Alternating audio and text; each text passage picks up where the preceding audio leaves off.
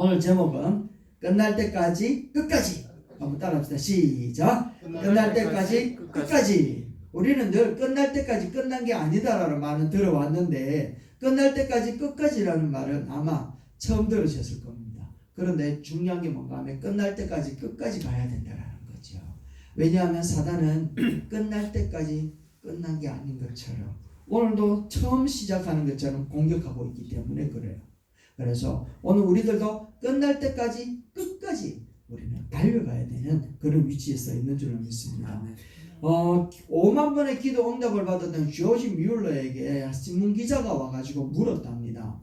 뮬러 선생님, 당신은 이렇게 많은 고아원을 운영을 하고 고아들을 먹이는데 무슨 돈으로, 운영비는 어디서 나와서 이렇게 운영을 합니까? 라고 이렇게 물었답니다. 도저히 이해가 안 돼요. 얼마나 지원과 후원을 받으면 이렇습니까? 라고 물었는데, 그러니까 이제 조지 뮬러가 가만히 듣더니만은 자기 집에 흐름한 골방으로 데리고 가는 겁니다. 그리고는 그 방석 하나를 가져와가지고 신문기자한테 딱 보여주면서 하는 말, 이게 돈방석입니다라는 거야. 이게 돈방석입니다. 그러면서 설명하기를 얼마나 기도했는지 자기가 무릎 꿇어 있는 그 흔적이 방석에 고스란히 남아있더라는 거죠. 여러분들에게는 돈방석이 있습니까? 각자가 다 돈방석이 있기를 주의 이름으로 축원합니다. 별로 마음에 안 드는 거죠. 돈방석을 다 갖고 있게 되기를 바랍니다. 이 이제 예화를 준비하면서 가만히 생각해 보니까 배 목사인 제가 그 한국은행에 가서 대출을 받거나 융자를 받거나 이자 없이 얼마를 받아들이기 위해서 얼마나 삼고초려처럼 하면은 내가 대출을 받을 수 있을까 생각을 해봤습니다. 아마 불가능할 것 같아요. 그죠? 그런데 하나님 앞에는 그러면 얼마나 대출을 받을 수 있을까 고민해 보니까요. 목숨 걸고 기도하면 받을 수 있겠다 싶은 생각은 들더라고요. 그죠? 한국은행 은행장한테는 목숨 걸고 기도해도 안 주는데 하나님은 안 주시겠나? 여러분 돈방석 다 하나씩 마련하시기를 주의 이름으로 축원합니다. 자, 그런데 중요한 건 우리가 살아가는 이 인생의 천국을 향하여 나아가는 이런 그 걸음들 신앙의 여정이라 그러잖아요. 이 신앙의 여정 속에 순간마다 때마다 어려움이 없으면 얼마나 좋겠노? 어려움이 계속해서 생기더라는 거죠. 오늘 우리가 읽었던 출애굽기 17장 말씀도 마찬가지라는 거예요. 출애굽을 해가지고 하나님이 보여주시는 불 기둥과 그 구름 기둥을 따라서 한 걸음씩 옮겨 나가고 있거든요. 앞에서는 모세가 가자 그러고 뒤에서는 또 이제 하나님의 역사하심으로 쫙 출발해 나가고 있단 말이에요. 그러면 좋은 일들, 행복한 일들, 목적이 딱 이르러서 우리가 풀과 푸른 초장에 이르러서 마음껏 먹는 게 우리들 꿈이고 이상이잖아요. 그런데 참 희한한 게 그렇게 걸어가는 그 과정 가운데에 어려움이라고 하는 것이 늘 도사리고 있더라는 겁니다. 그런데 이 어려운 가운데에서 처하여 있는 이 이스라엘 백성들은요, 무기도 없어요. 또 전쟁을 해본 그런 경험도 없고 군대도 없더라는 겁니다. 그러니까 싸워서 이길 만한 어떠한 스펙도 갖고 있지 않았던 이스라엘 백성들에게 늘 그런 싸움이 도전이 계속해서 일어나고 있는 게 그들의 모습이고, 우리가 정말 본향을 향하여 걸어가는 인생의 여정에 있는 성도들의 삶의 부분과 너무 비슷하단 말이죠.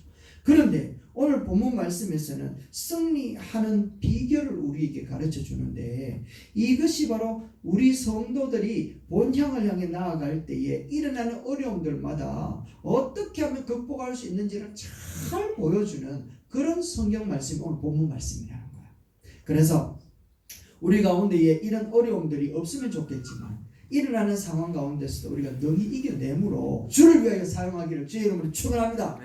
자, 그러면 8절 말씀을 한번 읽어보십시다. 8절에 이렇게 기록되어져 있어요. 한번 읽어볼까요? 시작. 그때에 아말렉이 와서 이스라엘과 르비딤에서 싸우더라. 여기서 그때가 언젠가, 이게 참 중요해요. 그때가 언젠가 하면 이스라엘 백성들이 출애굽 홍해를 다 건넜잖아요. 하나님을 향하여 막 영광을 돌려드리고 와 하나님이 우리를 구원하셨습니다 하면서 막 찬양을 드렸던 그 광야를 지나가지고 어디에 왔는가 하면 르비딤이라고 하는 오아시스에 이르렀다는 겁니다. 그곳에 르비딤이라고 하는 이름의 뜻이 뭔가 하면 쉴만한 장소, 대연동, 못골, 뜻이 뭔지 압니까 여러분? 대연, 큰 연못이 있었던 동네에 못골이라고 하는 것은 조그마한 못이 있었던 골목 뭐 이런 뜻이었던 것 같아요. 그래서 대연동의 못골에 우리가 살고 있었다라고 하면 그런 뜻을 갖고 있는 것처럼 르비딤 그러면 쉴만한 장소였구나 라는 걸로 이스라엘 백성들은 안돼요. 그러니까 하나님이 인도해 내시고 하나님이 이끌어가는 곳은 쉴만한 자리 르비딤이다 라는 것으로 이스라엘 백성들은 기대하고 있었단 말이죠. 우리 성도들이 하나님을 향하여 기대하고 있었던 것처럼 기대했다. 그런데 문제가 뭔가 하면 그곳에 이르렀더니 희망과 기대와는 상관없이 물이 없다라는 거야. 물이. 그러니까 기대 가지고 왔는데 소망을 가지고 왔는데 거기에 완전히 초토화되어 버린 상황이 된 거죠. 그러니까 더 심각한 거는 그 물이 없다라는 것보다 더 큰 심각한 게 무엇인가 하면 하나님의 명령대로 인도함을 받아서 왔는데 이게 뭔 일이고 이렇게 돼요. 이게 뭔 일이고 애굽에서 차라리 죽게 만들든지 아니면 홍해물에서 죽게 만들든지 그리고 광야에서 죽게 만들든지 안 그랬고 소망도 주고 희망도 주고 희망 고문해가지고 와가 결국 르비딤에서 우리 죽이려고 하나 라고 하면서 하나님 앞에 원망하기 시작했다라는 거야. 그래서 물이 없으니까 이거 뭔가 잘못된 것 아닌가, 괜히 애굽에서 인도해 내가지고 우리를 다 죽이려고 한다라고 이야기를 하면서 모세를 원망하고 하나님을 원망하기 시작했다. 원망한다고 물이 생깁니까? 불평한다고 물이 생기면 우리 중에 불평 안 하는 사람 아무도 없잖아요. 그죠? 원망하고 불평한다고 해서 물이 생기는 건 아닌데 이들은요 그 피부 깊숙하게 갖고 있었던 습관적인 모습이 뭔가 하면 불평이었더랬어요. 불만이었던 거예요. 그러니까 불평하고 불만하는 이유는 무엇인가 하면 주도권을 잡겠다라는 거거든요. 주도권. 야 모세 니는 됐다 내려온다. 내 올라갈게. 네가 하는 것보다 내가 하는 게 더 낫겠다 라고 하며 주도권을 잡겠더라. 그래서 문제가 딱 터지니까 하나님의 의도를 생각하는 것보다는 다짜고짜로 원망하고 심지어는 그 화살을 어디로 쏘는가 하면 하나님을 향하여 쏘는 거예요. 그래서 2절 말씀해 보니까 뭐라고 이야기를 하는가 하면 이렇게 얘기를 하고 있더라는 거죠. 백성이 모세와 다투어 이르되 우리에게 물을 주어 마시게 해라. 모세가 그들에게 뭐라고 이야기하는가 하면 너희가 어찌하여 나와 다투느냐, 너희가 어찌하여 여호와를 시험하노라고 얘기합니다. 이 시험한다라는 게 뭔가 하면 하나님이 우리를 사랑한다라고 하는데 의심을 가졌다라는 거예요. 하나님이 우리를 푸른 초장으로 인도하는 거 맞나? 라고 하면서 하나님의 능력을 불신하는 걸 얘기해요. 그래서 테스트에서 1번, 2번, 3번 중간고사, 기말고사 치는 것처럼 시험 치는 게 아니라 하나님의 사랑을 의심한다. 그래서 이거를 시험하느냐라고 얘기를 하는 거예요. 그런데 이 사람들이 원망하고 불평하게 된 이유가 뭔 줄 압니까 여러분? 신명기 말씀에 기록하여 있는데 25장 18절 말씀에 이렇게 기록되어져 있어요. 같이 한번 읽어봅시다. 소리를 내서 읽으시겠습니다. 시작. 곧 그들이 너를 길에서 만나 네가 피곤할 때 뭐 할 때에? 피곤할 때 출애굽기에는 이 말이 없었는데 신명기 모세가 기록할 때는 뭐라고 이야기하는가 하면 네가 피곤할 때에 라고 얘기하는 거예요. 피곤할 때. 그 다음 거 읽어봅시다. 시작. 뒤에 떨어진 약한 자들을 쳤고 하나님을 두려워하지 아니하였느니라. 뭐냐면 외적으로 볼 때는 물이 없어서 불평했는데 내면적으로 볼 때는 뭐가 떨어져? 뭐 했다고요? 피곤해서. 여러분 피곤할 때가 언제 제일 피곤할 때가? 일을 많이 해서 이제 지칠 때도 피곤하지만 그것보다 더 심각한 것은 무엇인가 하면 은혜가 떨어지면요 일을 많이 하는 것보다 적게 해도 피곤이 빨리 오더라고요. 그렇지 않습니까 여러분? 우리가 기쁜 마음으로 하면 일을 많이 해도 얼마든지 감당할 수 있는데 마음의 은혜가 떨어지고 마음의 기대가 떨어지고 마음의 사랑하는 애착이 떨어지면 조금 더 일하기 싫더라는 거예요. 그게 피곤이라는 거예요. 다시 이야기를 하면 이스라엘 백성들이 왜 불평하게 되었는가 하면 그들이 피곤하였다. 다시 이야기하면 은혜가 떨어졌다. 조금 전에 그러니까 한 주 전에만 해도 홍해를 지나와 가지고는요 만군하는 여호와 하나님을 막 찬양을 했거든요. 온 민족 250만 명이나 되는 사람들이 다 함께 여호와를 찬양했단 말이에요. 그런데 찬양했던 그 일주일 전의 일은 다 잊어버린 거예요. 은혜를 다 소멸시켜버린 거예요. 그러니까 지금 당장에 먹을 물이 없으니까 누구를 향하여 손가락질하고 대드는가 하면 하나님을 향하여 대들기 시작을 하는 거예요. 은혜가 떨어지니까 홍해를 건넜던 구원의 감격은 사라지고 하늘에서 내리는 그 만나까지도 그 맛을 잃어버리는 거예요. 그래서 이 은혜를 잃어 떨어지니까 당연하게 불평이 따라오고 불평하게 되어지면 여러분 앞에 앞장서서 갑니까? 뒤떨어져 갑니까? 뒤떨어서 질질 끌려가잖아. 그죠? 그렇지 않습니까 여러분? 질질 끌려가는 거예요. 그러니까 뒷머리에 있는 자들은 마귀들이 공격하기에 최고로 좋은 대상 1호가 되더라는 거죠. 초식 동물의 그 동물의 왕국에서 종종 볼 수 있는 장면이잖아요. 사자가 초식 동물을 먹잇감으로 삼아가지고 사냥할 때에 항상 무리에 이탈되어져 있는 질질 끌려가는 이 동물을 먼저 잡더라는 거죠. 우리 인생을 살다 보면 물이 떨어진 레비딤을 만날 때가 되게 많이 있단 말이죠. 불경기도 되고 육신적으로 연약할 때도 되고 신앙적으로 은혜가 떨어져 피곤할 때도 참 많이 있다라는 거예요. 하나님의 말씀을 따라서 순종하며 여기까지 왔는데 기도하면서 근근히 여기까지 살았는데 근데 여전히 레비딤과 같이 물이 없다라는 거예요. 물이 기도했는 대로 응답이 없고 은혜가 없고 반응도 없는 그런 상황에 처하여 있는 우리들의 모습과 너무 비슷하다라는 것을 얘기하고 있다라는 거예요. 그런데 하나님의 사람은 이때를 하나님의 영광을 나타내는 하나님의 은혜를 맞이하는 기적과 같은 때로 바꾸는 사람이 바로 하나님의 사람인 줄로 믿습니다. 아멘. 아멘입니까? 그래서 위기라고 하는 뜻은요 위험하지만 기회는 반드시 있다 라고 하는 게 바로 위기라고 하는 거잖아. 그죠? 그래서 하나님의 사람들 은혜가 떨어져서 피곤하고 불평이 일어나서 엎친 데 덮친 격으로 뒤쪽에서는 아말렉 적군들이 계속해서 쳐들어와요. 불평은 문제를 해결할 수 있는 것이 절대로 아닌데 불평이 일어나니까 그때서부터 아말렉이 막 공격해오는 바로 그때에 하나님께서 이런 상황을 극복할 수 있는 방법이 뭐냐 하는 것을 가르쳐 주는데 그 첫 번째가 바로 적의 정체를 파악해라 라는 거예요. 적의 정체를 파악해라 라고 하는 겁니다. 이 정체가 무엇인가 하면 바로 아말렉이래요. 아말렉이 누군가 하면 야곱의 야곱의 쌍둥이 형 에서의 후손이 바로 아말렉이거든요. 그러니까 야곱과 에서는 한 배에서 한날 한시에 태어난 형제란 말이에요.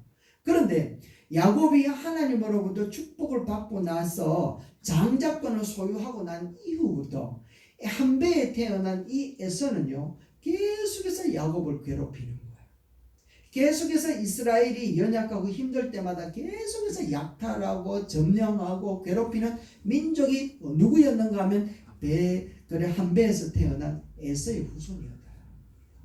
이것을 우리가 다시 이야기를 하면 우리 몸 안에는 한날 한시에 존재하는 두 사람이 있는데 첫 번째 사람은 옛사람이라고 얘기하고 두 번째 사람은 새사람이라고 얘기를 한단 말이에요.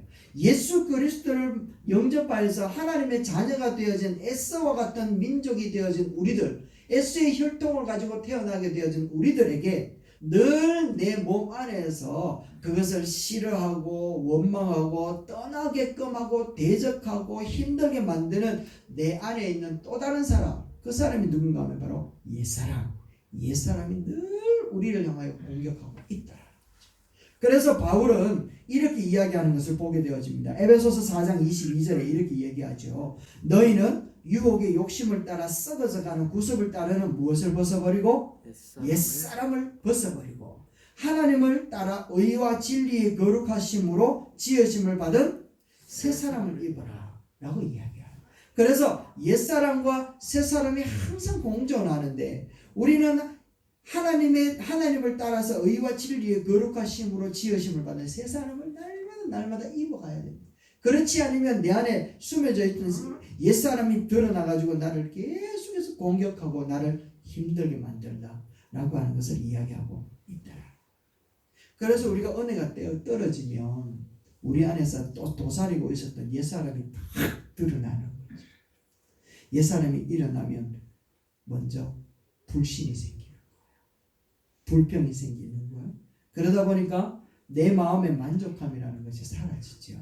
그래서 감사라고 하는 것이 사라지는 거예요. 감사가 사라지니까 결국에는 내 힘으로 해야 되겠다라고 하는 나의 고집이 등장하기 시작을 하는 겁니다.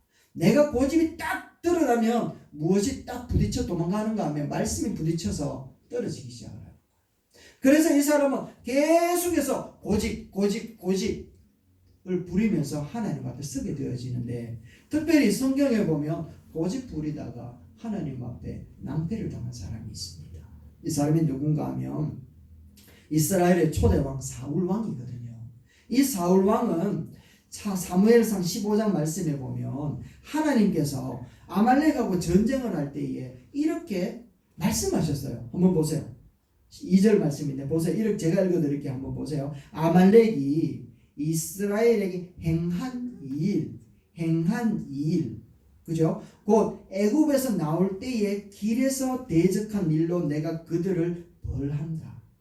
다시 이야기하면 출애굽의 때에서 사울이 왕이 될 때까지 계속해서 아말렉이 계속해서 힘들게 만들고 어렵게 만들고 사울 왕이 딱 되었을 때 아말렉이 공격하고 전쟁이 벌어지는 바로 그때에 하나님이 사울에게 한 말이 뭔가 하면, 야, 1000년 전에 이스라엘 백성들이 출애굽할 때 괴롭혔던 그 아말렉의 그 나쁜 짓 내가 기억하고 있다.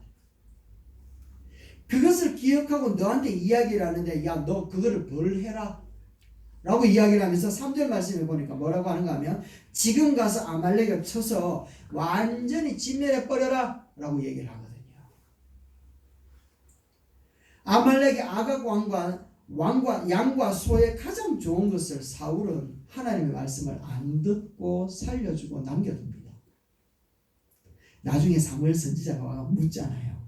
왜 명령대로 안 하고 순종 안 했노? 물으니까 여호와께 제사 드리려고 남겨두었다 얘기를 합니다. 그때 중요한 메시지가 나옵니다. 여러분 무슨 말인가 우리가 다 잘 아는 말씀입니다. 22절 보세요. 순종이 제사보다 낫습니다. 임금님, 하나님의 말씀을 듣는 것이 아무리 좋은 양의 기름을 가지고 드린다고 해봐도 오히려 그건 못 따라갑니다 라고 이야기를 하고 뒤에 보세요. 말씀드리고 싶은 게 여기에 있는 거예요. 이는 거역하는 것은 점치는 죄와 같고 완고한 것은 사실 우상에게 뭐하는 거래요? 절하는 죄와 같대요. 완고함, 고집스러움. 이 고집스러움이 우상한테 절하는 것 같아요. 아까 말씀드렸죠.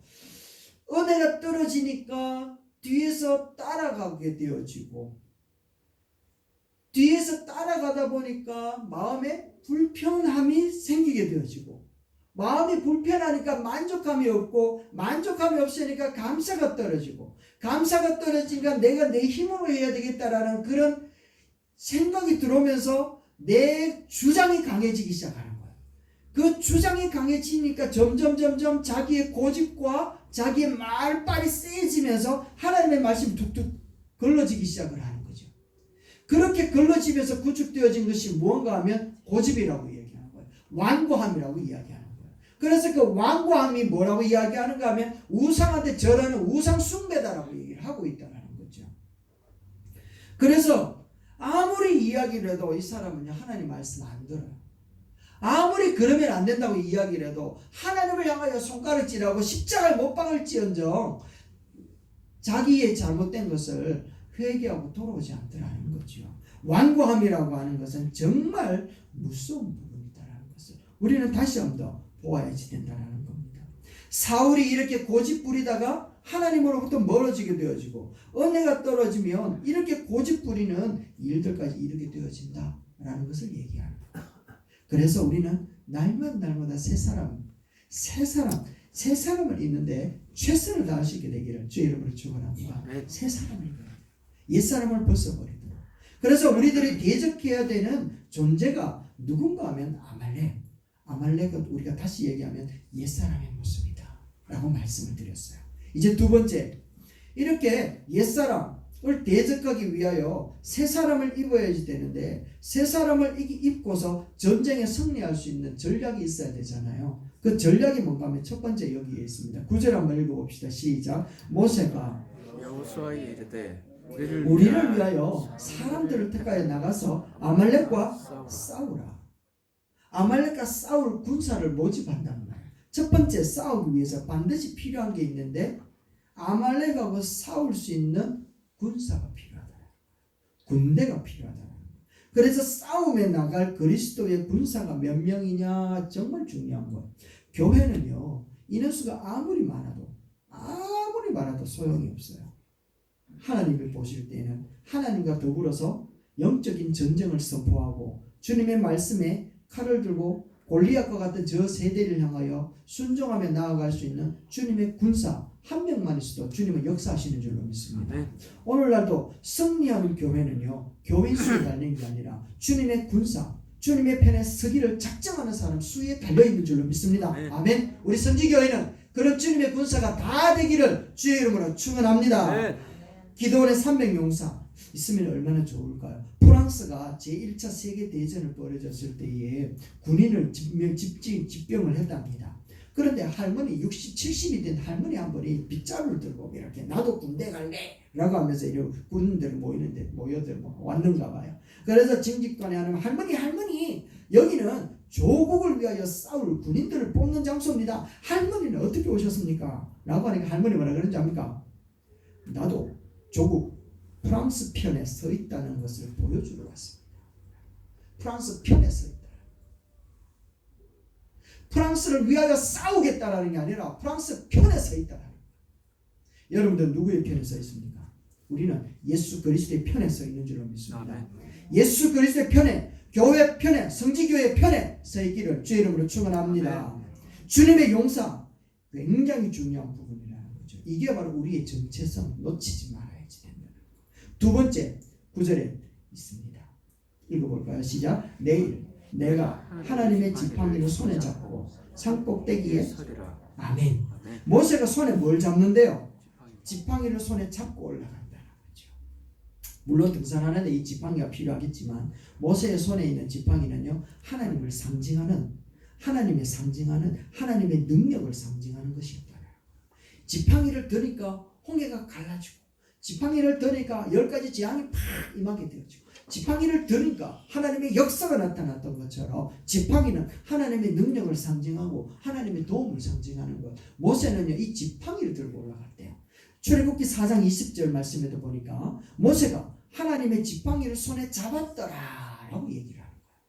하나님께서 야 모세야 이 지팡이를 가지고 가라 라고 이야기를 하면서 이 지팡이는요 높이 들면 하나님이 임재하는구나 라고 하는 것을 사람들이 알게 되었다. 마찬가지로 오늘 우리 성도들에게 주신 지팡이는 무엇일까? 그것은 바로 하나님의 능력이 된 십자가밖에 없는 줄로 믿습니다. 아멘. 여러분 우리를 위하여 십자가에 죽으시고 다시 부활하시고 우리를 구원하기 위하여 복음의 핵심 사건인 십자가가 하나님의 능력인 줄로 믿습니다. 아멘. 아멘. 그래서 이 얘기하는 거예요. 고린도 1장 18절 말씀에 한번 보세요. 십자가의 도가 멸망하는 자들에게는 어떻게 보인다고요? 미련한 거를 구원받는 우리에게는 하나님의 능력. 할렐루야. 네. 똑같은 십자가라고 하더라도 똑같은 광야의 녹뱀이지만 멀리에 있어도 그것을 쳐다보는 사람은 낫고요. 그 가물이 가까이 있어도 그걸 쳐다보지 않는 사람은 안 낫는 거예요. 불뱀에 물려가 죽어가도 가까이 있는 녹뱀을 향해 보는 사람은 낫지만 불뱀에 스쳐서 죽지 않은 사람이라 할지라도 녹뱀을 안 바라보면 그 사람들은 다 죽게 되어 있다는 거예요. 마찬가지로 십자가라고 하는 예수 그리스도의 복음을 향하여 바라보는 사람은 하나님이 구원을 베푸시는 놀라운 능력이 되는 줄로 믿습니다. 아멘. 아멘. 그래서 모세가 지팡이를 들고 산에 올라간 것처럼 우리 성도들은 예수 그리스도의 십자가의 능력을 보여줬고 기도의 성산으로 올라가는 여러분 되시기를 주의 이름으로 축원합니다. 아멘. 산 꼭대기에 올라간 이유는 뭘까요, 여러분? 꼭대기에 올라간 이유는 문제가 터지면 문제 속에 딱 들어가 버리면 문제가 안 보이는 거예요. 그래서 문제를 해결하기 위해서는 바깥에서 볼 수 있는 제3자가 되어야 되는 거예요. 아말렉이 전쟁이 터졌을 때 모세가 산 꼭대기에 올라간 이유는 전쟁의 상황을 보고 싶었던 거죠. 그래서 문제를 내려다볼 수 있는 기도의 자리를 찾는 것이 얼마나 중요한 것인가 우리에게 가르쳐 줍니다. 여러분, 우리에게 하나님을 향하여 기대하여 시작되어진 우리의 신앙의 삶 속에 내가 기대하는 것과 상관없는 결과와 열매와 상황이 벌어지는 그것 때문에 실망 좌절하지 말고 우리에게 붙들어 주신 십자가의 구원의 복음을 부여잡고 그 문제를 다시 한번 바라볼 수 있는 언덕으로 올라갈 수 있게 되기를 주의 이름으로 축원합니다.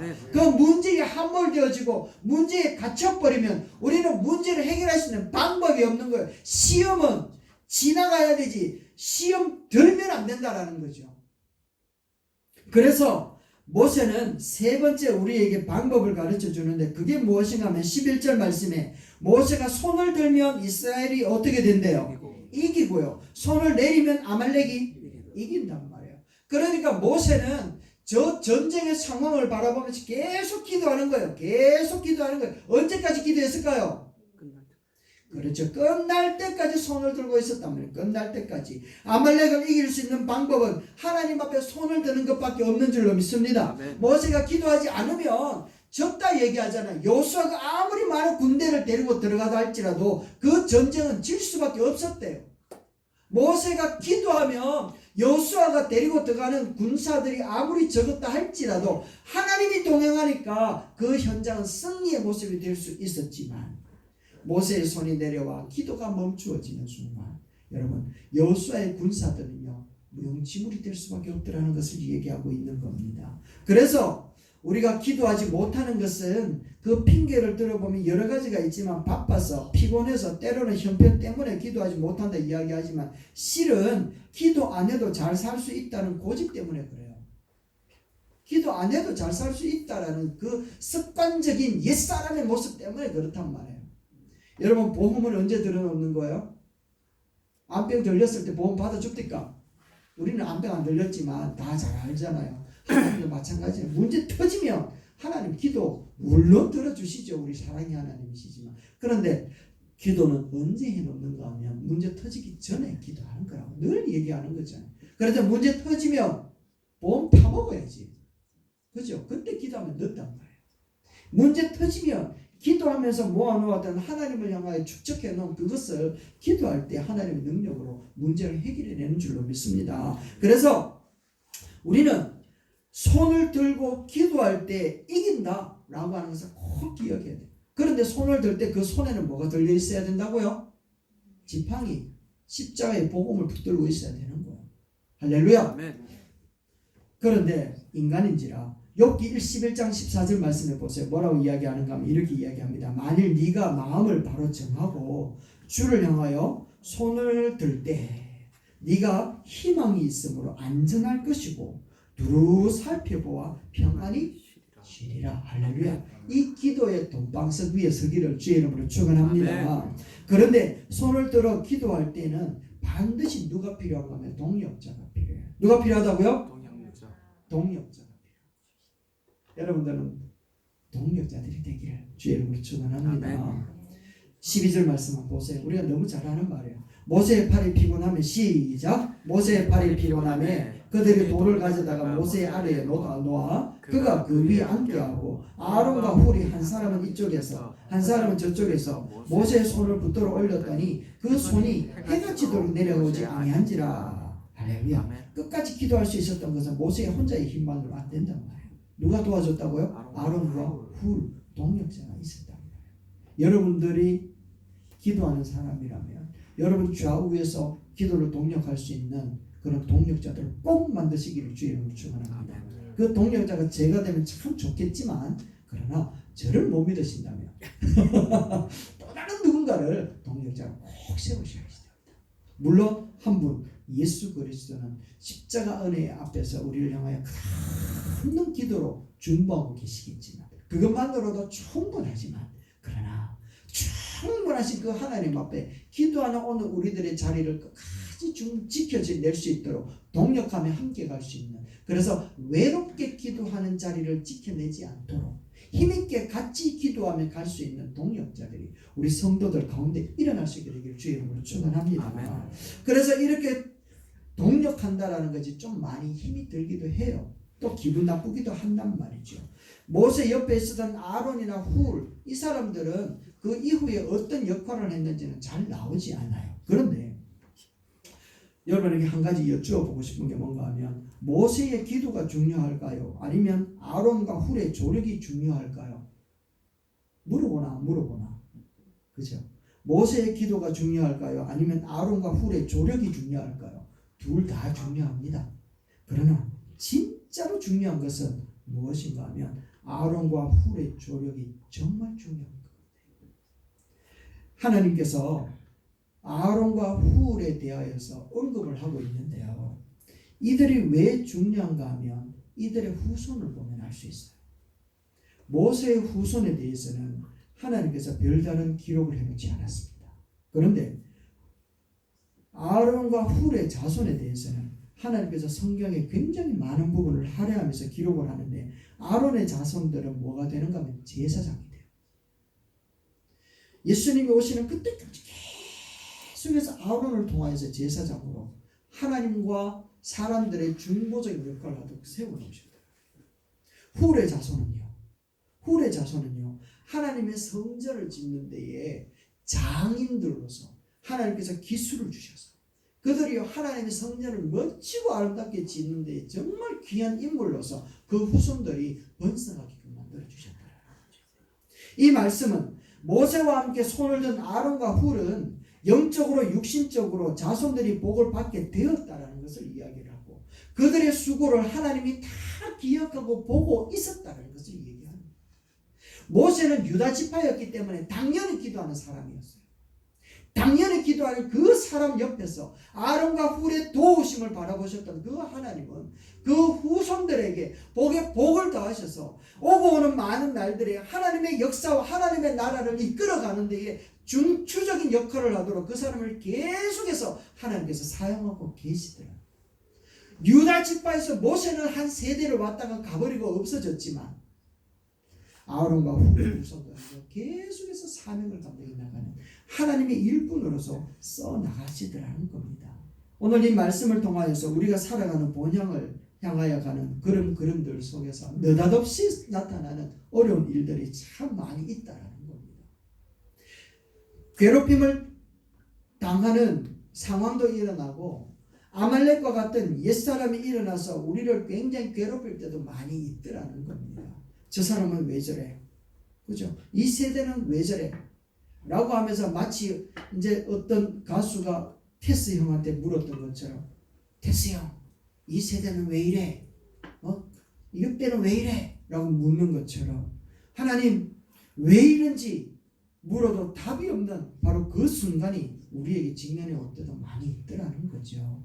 그러나 그때이라 할지라도 끝날 때까지 끝까지 우리는 영적인 싸움을 하는 자라는 것을 꼭 기억하면서 호흡하는 순간이 되기를 주의 이름으로 축원합니다. 두 번째는 십자가의 복음을 붙들고 문제를 내려다봐야 돼요. 하나님의 뜻이 뭘까? 하나님께서 이끌어 가시고자 하시는 목적은 뭘까? 라는 것을 볼 수 있어야 돼요. 마지막으로는 끝까지 기도하는 자리를 지켜내고, 그리고 또 함께 동력하는 자와 더불어서 그 길을 가야지 되는 게 오늘 우리 성도들이 본향을 향하여 나아갈 때 승리할 수 있는 요건임을 우리에게 가르쳐주고 있습니다. 아무쪼록 이 한 주간도 여러분의 삶 속에 일어나는 모든 문제를 예수 그리스도의 그 십자가의 은혜를 부여잡고 내려다보며 함께 기도하여 동력하는 자들과 함께 승리의 자리에 이르러 주님 앞에 영광 돌려드릴 수 있는 여러분 되시기를 주의 이름으로 축원합니다.